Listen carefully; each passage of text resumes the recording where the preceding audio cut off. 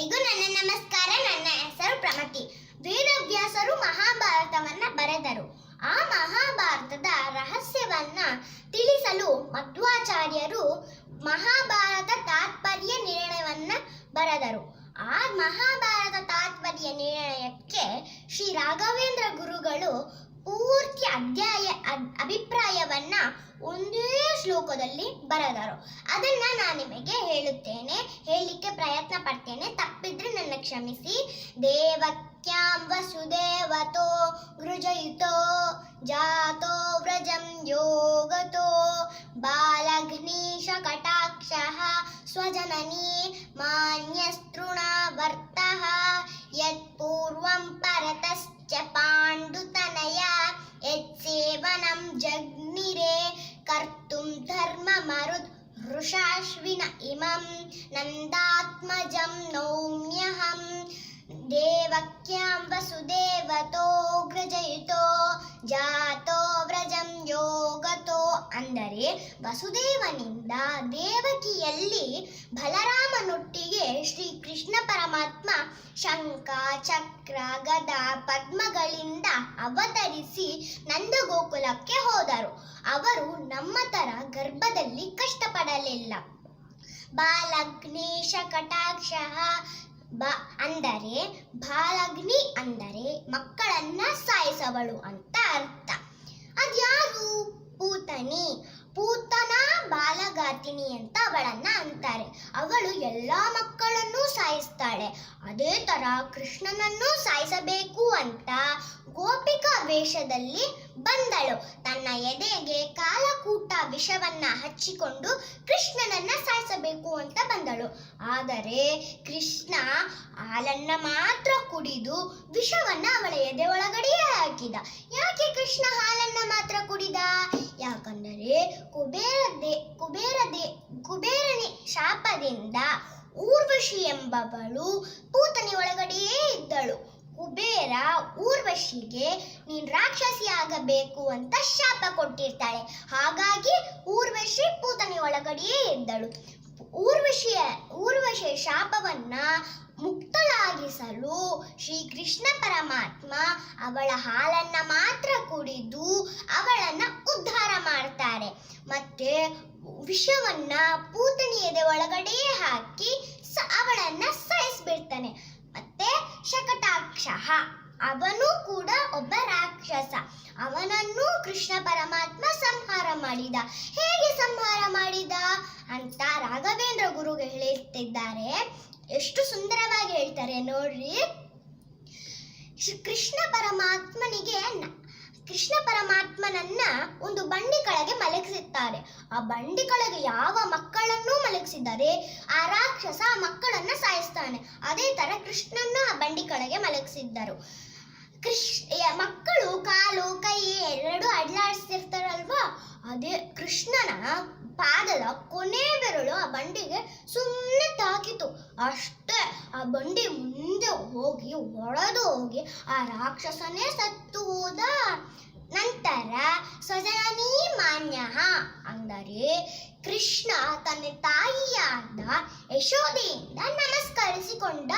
ಯಾಕೆ ನಮಸ್ಕರಿಸಿಕೊಂಡ? ಕೃಷ್ಣ ಜಗತ್ತಿಗೆ ಒಡೆಯನಾದವನು ಅಂತ ತನ್ನ ಬಾಯಿನಿಂದ ಇಡೀ ಬ್ರಹ್ಮಾಂಡವನ್ನೇ ತೋರಿಸಿದ. ಎಂತ ಬ್ರಹ್ಮಾಂಡವನ್ನ?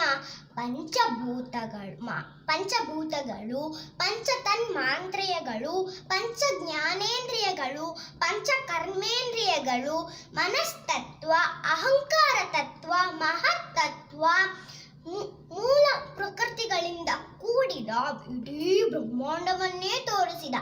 ಆ ಬ್ರಹ್ಮಾಂಡ ಪಂಚಭೂತಗಳಿಂದ ಹೇಗೆ ಸುತ್ತಿಕೊಂಡಿದೆ?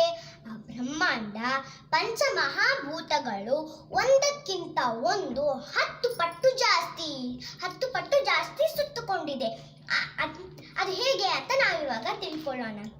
50 ಕೋಟಿ ಯೋಜನ ವಿಸ್ತಾರವಾಗಿರುವ ಬ್ರಹ್ಮಾಂಡವನ್ನ 100 ಕೋಟಿ ಯೋಜನ ವಿಸ್ತಾರವಾಗಿ ಪೃಥ್ವಿ ತತ್ವವು ಸುತ್ತುಕೊಂಡಿದೆ. ಆ ಪೃಥ್ವಿ ತತ್ವಕ್ಕಿಂತ ಜಲತತ್ವವು 1000 ಕೋಟಿ ಯೋಜನ ವಿಸ್ತಾರವಾಗಿದೆ. ಈ ಜಲತತ್ವಕ್ಕಿಂತ ಅಗ್ನಿ ತತ್ವವು 10,000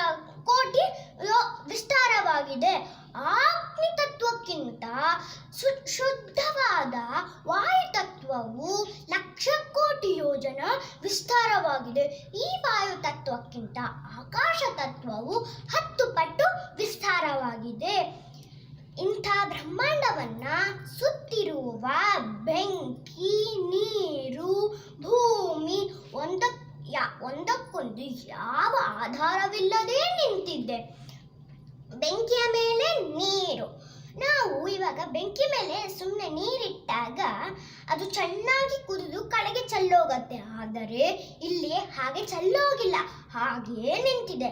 ಈಗ ನೀರಿನ ಮೇಲೆ ಭೂಮಿ. ಈಗ ನಾವು ನೀರೊಳಗೆ ಏನಾದರೂ ಹಾಕಿದ್ರೆ ಅದು ಒಳಗೆ ಮುಳುಗೋಗತ್ತಲ್ವಾ? ಆದರೆ ಇಲ್ಲಿ ಹಾಗೆ ಮುಳುಗೋಗಿಲ್ಲ, ಹಾಗೇ ನಿಂತಿದೆ. ಇವೆಲ್ಲವೂ ಕೂಡ ಭಗವಂತನ ಒಂದು ಲೀಲೆ.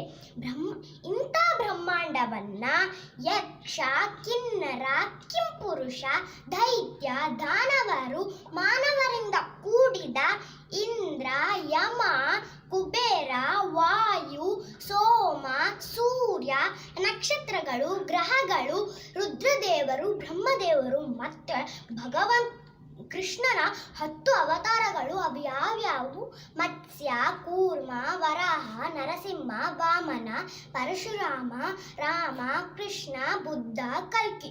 ಇವೆಲ್ಲವೂ ಕೂಡ ತನ್ನ ತಾಯಿಯಾದನಿಗೆ ಬಾಯ ತೆಗೆದು ತೋರಿಸಿದರು. ತಾಯಿ ನೋಡಿದ ತಕ್ಷಣ ತಾಯಿ ಆಶ್ಚರ್ಯವಾದರು. ತಾಯಿ ಭಯದಿಂದ ಕಣ್ಣು ಮುಚ್ಚಿ ಕೃಷ್ಣನಿಗೆ ಭಕ್ತಿಯಿಂದ ನಮಸ್ಕರಿಸಿದರು. ತೃಣಾವಂತಹ ಅಂದರೆ ಇವನು ಕೂಡ ಒಬ್ಬ ರಾಕ್ಷಸನೇ. ಇವನನ್ನು ಕೃಷ್ಣ ಸಂಹಾರ ಮಾಡಿದ. ಹೇಗೆ ಸಂಹಾರ ಮಾಡಿದ? ಯಶೋದೆ ಕೃಷ್ಣನನ್ನ ಎತ್ತಿಕೊಂಡು ಆಡಿಸ್ತಾ ಇದ್ದಳು. ಅವಾಗ ಇದ್ದಕ್ಕಿದ್ದಂಗೆ ಕೃಷ್ಣ ತುಂಬಾ ಭಾರವಾಗ್ತಾನೆ. ಅದಕ್ಕೆ ಯಶೋದೆ ಕೃಷ್ಣನನ್ನ ಕೆಳಗೆ ಮಲಗಿಸಿ ಒಳಗೆ ಕೆಲಸ ಮಾಡ್ಲಿಕ್ಕಂತ ಹೋಗ್ತಾಳೆ.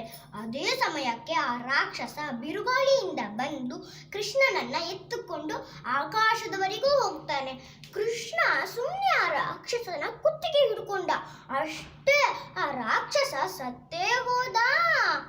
ಯತ್ ಪೂರ್ವಂ ಪರತಶ್ಚ ಪಾಂಡುತನಯ ಯತ್ಸೇವನಂ ಜಗ್ನಿರೇ ಕರ್ತುಂ ಧರ್ಮ ಮರುತ್ ಋಷಾಶ್ವಿನ. ಅಂದರೆ ಕೃಷ್ಣನ ಸೇವೆ ಮಾಡೋದು ಅಂತ ಅರ್ಥ. ಕೃಷ್ಣ ಹುಟ್ಟೋಕ್ಕಿಂತ ಮುಂಚೆ ಯಮದೇವರು, ವಾಯುದೇವರು ಮೊದಲು ಹುಟ್ಟಿದರು. ಕೃಷ್ಣ ಹುಟ್ಟಿದ ನಂತರ ಇಂದ್ರದೇವರು, ಅಶ್ವಿನಿ ದೇವತೆಗಳು ಪಾಂಡುರಾಜನ ಮಕ್ಕಳಾಗಿ ಹುಟ್ಟಿದರು. ಕೃಷ್ಣನ ಸೇವೆ ಮಾಡೋದಕ್ಕೋಸ್ಕರ ಅವರು ಅವತಾರ ಮಾಡಿಸಿದರು. ಇಮಂ ನಂದಾತ್ಮಜಂ ನೌಮ್ಯಹಂ. ನಾನು ರಾಘವೇಂದ್ರ ಗುರುಗಳು ಕೃಷ್ಣನನ್ನ ಭಕ್ತಿಯಿಂದ ಪ್ರಾರ್ಥನೆ ಮಾಡುತ್ತೇನೆ ಅಂತ ಅರ್ಥ. ಇದನ್ನ ನಾನು ನಿಮಗೆ ಹೇಳುವಷ್ಟು ಪ್ರಯತ್ನ ಪಟ್ಟಿದ್ದೇನೆ. ತಪ್ಪಿದ್ರೆ ನನ್ನ ಕ್ಷಮಿಸಿ. ಧನ್ಯವಾದಗಳು. ಶ್ರೀ ರಾಘವೇಂದ್ರ ಗುರುಗಳಿಗೆ ಜಯವಾಗಲಿ. ಕೃಷ್ಣನಿಗೆ ಜಯವಾಗಲಿ. ಶ್ರೀ ಕೃಷ್ಣಾರ್ಪಣಮಸ್ತು. ಧನ್ಯವಾದಗಳು.